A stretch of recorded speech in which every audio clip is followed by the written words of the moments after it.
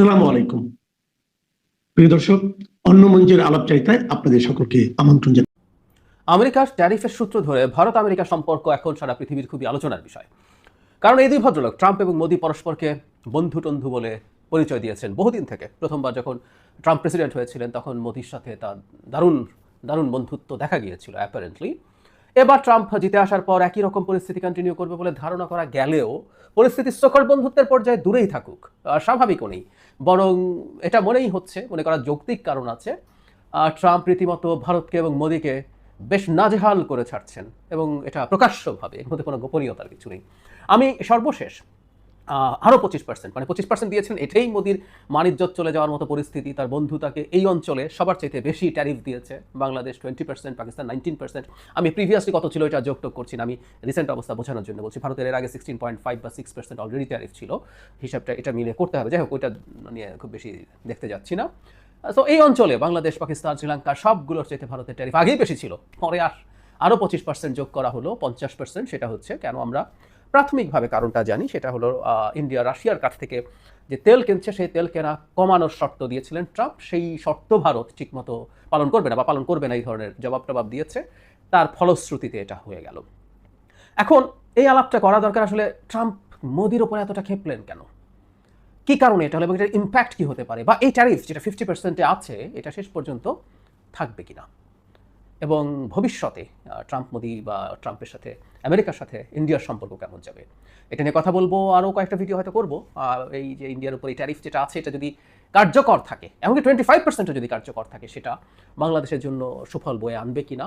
At the same time আরেকটা generalise আলোচনা globally হচ্ছে, সেটা হচ্ছে ট্রাম্পের এই ধরনের প্রোটেকশনিস্ট অ্যাটিটিউড দিনের শেষে কাকে লাভবান করছে, এবং আমেরিকার গ্লোবাল ডমিনেন্স কেমন দাঁড়াবে, এসব নিয়ে কথা বলতে চাই আজকে। মূলত ভারত এবং মানে রাদার এভাবে বলবো, মোদি এবং ট্রাম্প এই দুইজন নিজেদেরকে আসলে রাষ্ট্রের চাইতে বড় করে তুলেছেন, ফ্যাসিস্ট লিডাররা যেমন হয় আর কি।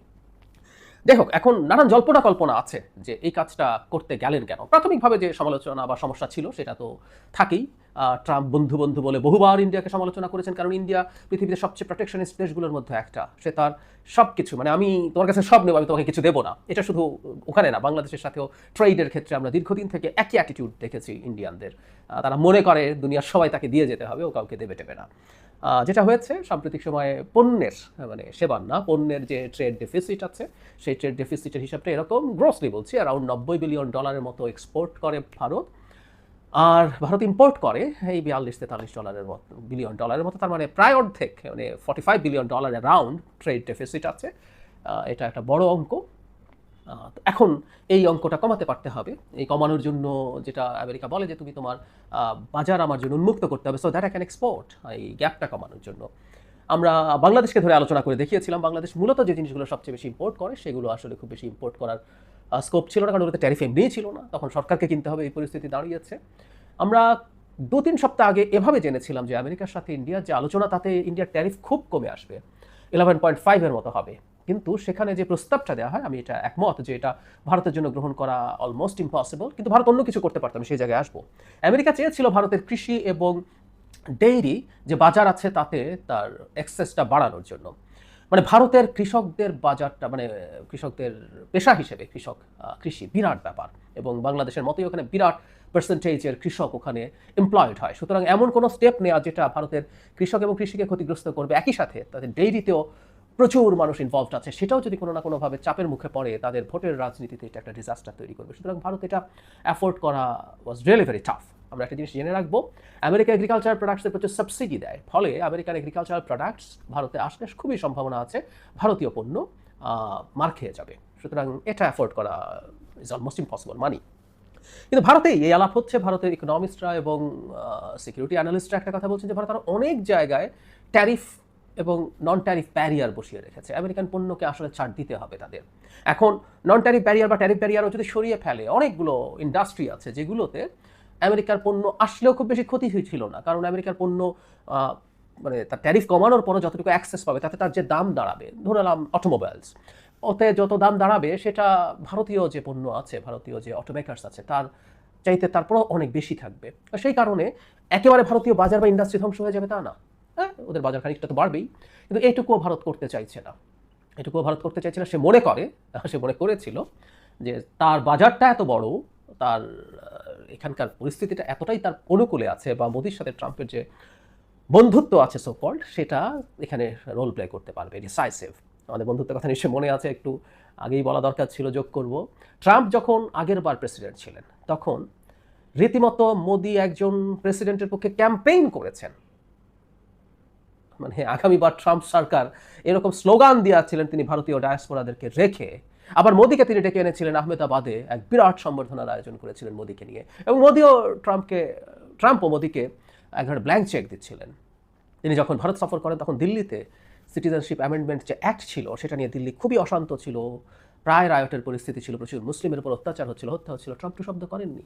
সো এই বন্ধুত্ব তারা মনে করেছিলেন ওয়াজ ওয়েল সিমেন্টেড। কিন্তু আমরা খেয়াল করছি ট্যারিফকে নিয়ে ট্রাম্প আসলে তার যে ন্যারেটিভ সেটার সাথে যিনি যাচ্ছেন না, তার বিরুদ্ধে কঠোরভাবেই দাঁড়াচ্ছেন। এটা হলো প্রাথমিক অবস্থা। এটা নেগোসিয়েশন হয়তো এগিয়ে যেতে পারতো, কিন্তু পরবর্তীতে যেটা আসলে ট্রাম্পকে সবচেয়ে বেশি বিরক্ত করেছে, এবং আমি ইন্ডিয়াকে এই ক্ষেত্রে একটা কোল্যাটারাল ড্যামেজ বলবো, আর এই দুই নেতার আসলে সংকটটা কোন জায়গায় সেটাই হলো মূল কারণ। সেটা নিয়ে শেষে কথা বলছি। রাশিয়া থেকে তেল কেনা ট্রাম্প পছন্দ করছেন না। আমরা একটু রাশিয়া থেকে তেল কেনার ব্যাপারটা একটু জেনে রাখবো। যখন রাশিয়া ইউক্রেন আগ্রাসন শুরু করে, ওই যুদ্ধ শুরু হওয়ার পর ইউরোপ রাশিয়ার কাছ থেকে তেল এবং জ্বালানি গ্যাস কেনা কমিয়ে দিয়েছিল। ইউরোপের হিউজ ডিপেন্ডেন্স ছিল রাশিয়ার ওপরে। কিন্তু পরবর্তীতে এই ক্রুড অয়েল মূলত কিনেছিল ভারত এবং চায়না, এবং এটা রাইট যে রাশিয়ার যে ওয়ার ইকোনমি, এটাকে চালু রাখতে অসাধারণভাবে সাহায্য করেছে ভারত এবং চীন। ভারত তো বিরাট বেনিফিট পেয়েছে। আমি একটা স্টাডিতে দেখলাম যে ভারত তার যে ডিমান্ড ছিল ক্রুড অয়েলের, সেটা আগে 0.2%, ইউক্রেন ওয়ারের আগে 0.2% আনতো রাশিয়া থেকে, আর সেটা 40%-এ গিয়ে দাঁড়িয়েছে এই সময়ে। তার মানে আমরা খেয়াল করছি এটা কত বড় ইনক্রিজ। মানে আগে যেটা হয়, আগে সারা পৃথিবীর রেট যদি একই হতো তাহলে মিডল ইস্ট থেকে কেনা তার জন্য সহজ, কারণ ট্রান্সপোর্ট কস্ট কম। আর এখন রাশিয়া যেটা অনেক কম দামে দিচ্ছে, সে নিজের চাহিদা তো বটেই, সে এটা মিটিয়ে বিক্রিও করছে।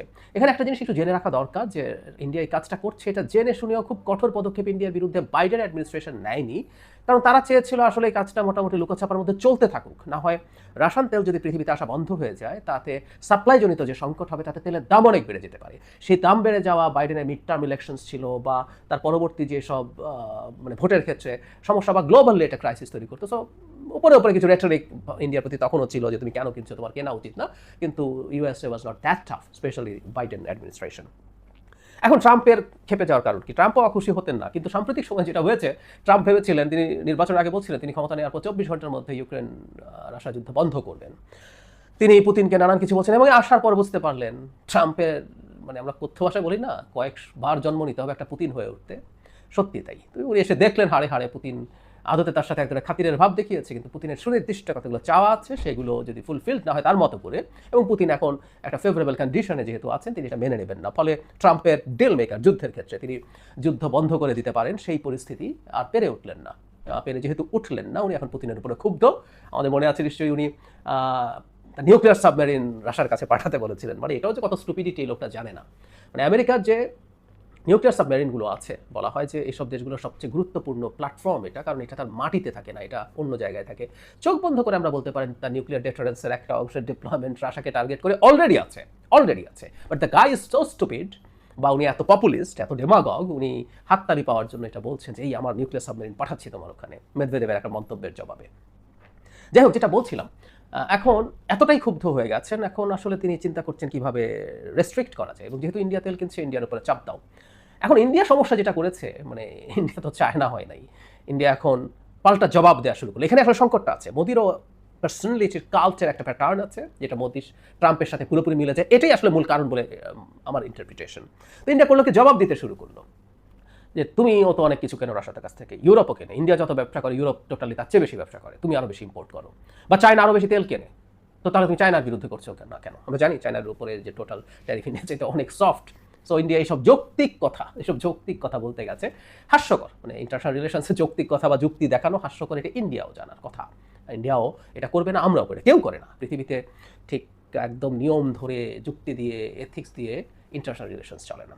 এই প্রসঙ্গে একটু বলে রাখা ভালো, আমি খুব অবাক হয়েছে একজন ভদ্রলোকের জিঙ্গোইজম দেখে, শশী থারুর। তিনি ভারতের যে পার্লামেন্টারি কমিটি আছে অন ফরেন অ্যাফেয়ার্স, তার চেয়ারম্যান। তার একটা ইন্টারভিউতে দেখলাম তিনি এই ধরনের অ্যাটিটিউড, এবং ভারতেরও খুবই পাল্টা ট্যারিফের স্টেপ নেওয়া উচিত বলে তিনি মনে করেন। আমেরিকান অলরেডি যা আসছে সেগুলোর বিরুদ্ধে পাল্টা স্টেপ নিতে তিনি উস্কে দিয়ে যাচ্ছেন। আমি খুব অবাক হয়েছি। তাদেরকে আমি খুবই প্র্যাকটিক্যাল মানুষ মনে করতাম, কিন্তু আমি এখন ধারণা করি আমেরিকার স্টেপের পর ভারত এক ধরনের জাতীয়তাবাদ উস্কে উঠেছে এবং তিনি সেটাকে ক্যাশ করতে চাইছেন। আসলে ভারত অ্যাফোর্ড করতে পারে না, এবং ভারত আলোচনা আসলে শেষ হয়ে যায়নি। এই অগস্টেই তাদের একটা প্রতিনিধি দল আসবে। আমি ধারণা করি এখানে ভেতরে ভেতরে অনেকটাই আন্ডারস্ট্যান্ডিং হবে, ভারত তার কঠোর স্ট্যান্স থেকে ফিরে আসবে। তো যাই হোক, যেটা বলছিলাম, আমেরিকায় চাপ বজায় রেখেছে, এবং শুধু সেটা না, আমেরিকার রাশিয়া থেকে সামরিক কেনাকাটা কমিয়ে তার কাছ থেকে কিনতে হচ্ছে, যেহেতু ট্রেড ডেফিসিট আছে। এখন এটাও ভারতের জন্য আসলে is really very tough. Bharat দীর্ঘদিন থেকে প্রথম সোভিয়েত ইউনিয়ন, পরে রাশিয়ান যে মিলিটারি হার্ডওয়্যার, সেটার উপরে ডিপেন্ডেন্স তার in almost all the areas. Bharat rather এখন চেষ্টা করছে তার ডাইভার্সিফাই করতে। সেই ডাইভার্সিফিকেশনের জন্য আমরা রাফাল কিনতে দেখেছি, অনেক আগে বোফোর্স কামান কিনতে দেখেছি। এখনও মানে ভারতের মেইন ব্যাটল ট্যাঙ্ক রাশিয়ানই মূলত অরিজিনের। কিছু আমেরিকান হার্ডওয়্যার তো আর আছে, কিন্তু আমেরিকা চাইছে এগুলো অনেক বেশি কেনা হোক।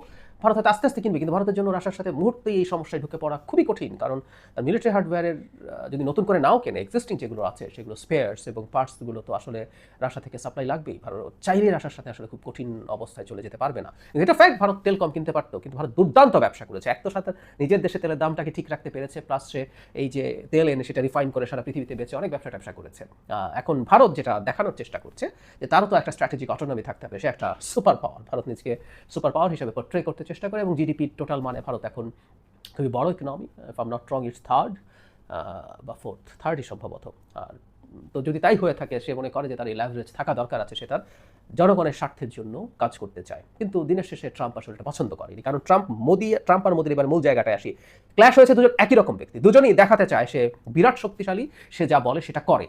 দুজনেরই স্ট্রং ম্যান, দুজনেই ফ্যাসিস্টের ধর্মই হচ্ছে এটা। তারা বিরাট শক্তিশালী নেতা, দেশকে নতুন করে তার গ্লোরি ফিরিয়ে আনার জন্য সেই পারবে। মেক আমেরিকা গ্রেট অ্যাগেইন, এটা ট্রাম্প করতে পারবেন। আর মোদিও 56 ইঞ্চি বুকের ছাতি নিয়ে এসে বহু কিছু করে ফেলবেন বলে বলছেন। এখন এখানেই সংঘাতটা লেগে গেছে। ট্রাম্প, মোদি, তুমি আমার কথা শুনছো না কেন, সেই বলে চাপ দিচ্ছেন। তার ক্ষুব্ধতা তৈরি হয়েছে, তার ইগো হার্ট হয়েছে। আবার মোদিও তো ব্র্যান্ডিং করেছে যে ভারত বিরাট শক্তি হয়েছে, তো সে ট্রাম্পের চাপের আশা থেকে তেল কেনা বন্ধ করে দেবে, তার এই বেনিফিট সরিয়ে।